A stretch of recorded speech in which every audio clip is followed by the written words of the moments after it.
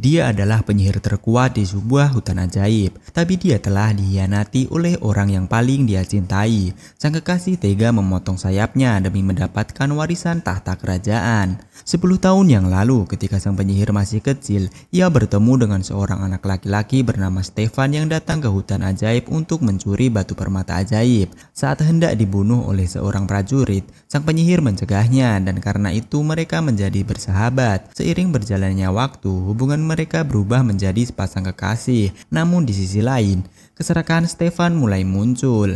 Demi memperluas wilayah kerajaan manusia, raja memerintahkan para prajurit untuk melenyapkan hutan ajaib. Sang penyihir yang mengetahui hal itu pun langsung menciptakan prajurit gaib untuk melawan raja dan pasukannya. Para pasukan raja pun langsung tumbang dalam sekejap, bahkan raja sampai terluka parah. Sebelum wafat, sang raja memberikan wasiat terakhir, barang siapa yang bisa membunuh si penyihir maka ia akan mewarisi tahta kerajaan. Stefan yang mendengar hal itu pun langsung pergi ke hutan ajaib. Sang penyihir menyambutnya dengan senang hati. Ia tidak tahu bahwa niat kedatangan Stefan adalah untuk membunuhnya. Ketika sang penyihir tertidur, dengan tega Stefan memotong sayap sang penyihir dan membawanya ke hadapan raja. Stefan juga berbohong bahwa sang penyihir telah mati. Keesokan harinya, ketika sang penyihir terbangun, ia terkejut menyadari bahwa sayapnya telah hilang. Ia pun mengambil ranting pohon dan mengubahnya menjadi sebuah tongkat untuk menopang tubuhnya agar bisa berjalan. Hari itu pula sang penyihir pergi ke perbatasan hutan dan melihat seekor gagak yang tengah disiksa oleh manusia.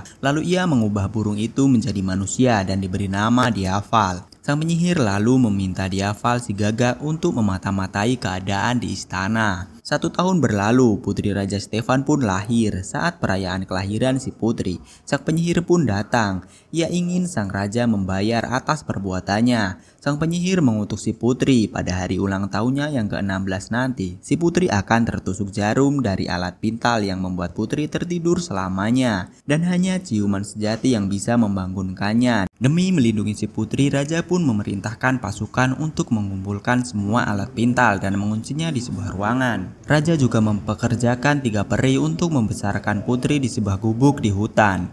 Namun ternyata para peri tidak tahu cara mengurus bayi. Sang penyihir yang tahu akan hal itu lalu mengutus si gagak untuk membawa makanan kepada si putri. Suatu hari ketika si putri telah beranjak remaja, sang penyihir menggunakan sihirnya untuk membawa si putri masuk ke dalam hutan ajaib. Putri sangat senang bermain dengan duyung-duyung ajaib yang berterbangan. Namun kemudian duyung-duyung itu lari ketakutan ketika melihat sang penyihir datang. Sang penyihir pun berjalan mendekati si putri. Bukannya takut, si putri malah terlihat senang karena ia tahu bahwa sang penyihirlah yang selama ini telah diam-diam menjaganya. Sang penyihir lalu menggunakan sihirnya lagi untuk mengirim si putri kembali ke gubuk. Sejak saat itu, putri sering masuk ke dalam hutan ajaib.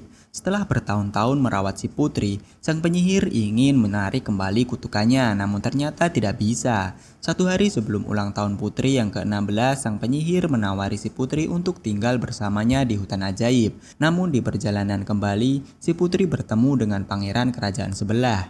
Sang penyihir dan burung gagak merasa bahwa pangeranlah harapan satu-satunya bagi si putri. Di sisi lain, para peri sangat senang karena mereka akan kembali ke istana. Tapi saat mereka mendengar bahwa putri akan tinggal di hutan, para peri langsung memberitahunya bahwa sang penyihir telah memberinya kutukan. Putri yang merasa sedih dan kecewa pun pergi ke istana sendirian dengan menunggang kuda. Raja yang melihat putrinya datang sehari lebih awal bukannya senang tapi malah memerintahkan prajurit untuk mengurung si putri di dalam kamarnya. Dari kamarnya, putri mendengar suara yang memanggilnya. Ia berjalan ke sebuah ruangan di bawah tanah yang dipenuhi dengan alat pintal yang telah dibakar. Putri tiba-tiba berjalan menuju salah satu alat pintal itu lalu menusukkan jarinya ke sebuah jarum. Putri pun jatuh ke tanah dan saat itulah kutukannya dimulai. Sang penyihir dan burung gagak yang mengetahui hal itu langsung diam-diam membawa pangeran dari negeri sebelah ke istana. Namun ternyata sang pangeran tidak mampu membangunkan si putri. Sang penyihir pun mendekati putri lalu mencium kening si putri. Saat sang penyihir hendak pergi, tanpa diduga putri ternyata terbangun. Raja yang mengetahui sang penyihir ada di istana langsung memerintahkan prajuritnya untuk membuat jebakan di jalan keluar istana. Ketika sang penyihir dan si putri hendak keluar istana, sebuah jaring besi menjerat sang penyihir. Kemudian sejumlah prajurit datang untuk menyerangnya. Sang penyihir lalu menggunakan sihirnya untuk mengubah si burung gagak menjadi seekor naga. Naga pun langsung menyemburkan api ke para prajurit dan menolong penyihir. Tapi hal itu tidak banyak membantu karena terlalu banyak prajurit yang akhirnya mengalahkan si naga dengan mudah. Raja pun mendekati sang penyihir yang sudah tertangkap lalu memukul penyihir dengan rantai besinya. Di saat yang bersamaan, si putri pergi ke ruangan raja lalu berusaha mengeluarkan sayap penyihir yang telah dicuri oleh ayahnya. Ketika sang raja hendak membunuh penyihir, tiba-tiba ada sebuah cahaya terang yang menyilaukan mata dan ternyata itu adalah sayap sang penyihir. Ketika sayap telah kembali ke tubuh penyihir, sang penyihir pun langsung bangkit kembali. Setelah berhasil menyelamatkan si naga,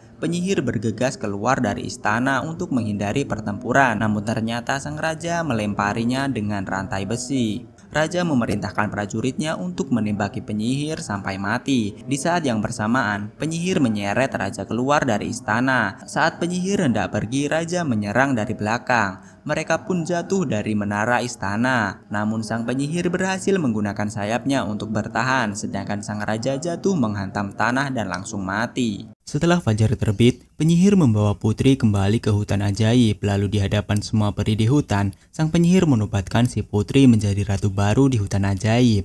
Dengan ini hubungan antara kerajaan manusia dan hutan ajaib akan lebih damai karena mereka memiliki si putri sebagai penghubung keduanya.